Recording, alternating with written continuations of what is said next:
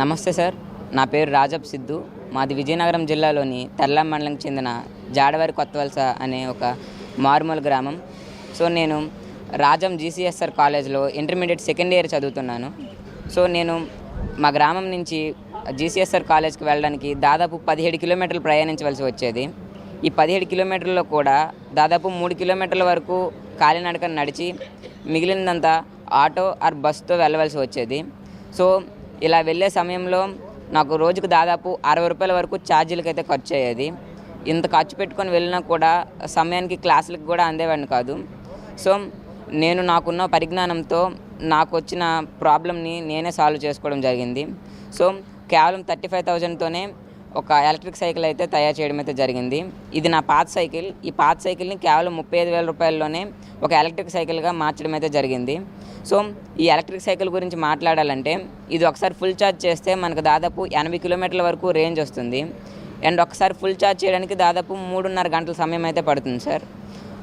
And దీంట్లో top speed వచ్చేసి దాదాపు 50 km/h స్పీడ్ కూడా ఉంటుంది. అండ్ దాదాపు 120 kg నుంచి 150 kg వరకు లోడ్ కూడా వేయచ్చు. ఇది కేవలం దాదాపు 6 రూపాయలతోనే మనకు దాదాపు 80 కిలోమీటర్ల వరకు ప్రయాణించవచ్చు. అంటే మనకు ఫస్ట్లో 60 రూపీస్ ఉండేది, ఇప్పుడు కేవలం 6 రూపాయలతోనే నేను కాలేజ్కి అయితే వెళ్ళి రాగలుగుతున్నాను. సో ప్రతి మధ్యతరగతి వారు కొనుక్కునే విధంగా కేవలం 35,000లోనే దీనికి తీర్చిదిద్దడం అయితే జరిగింది.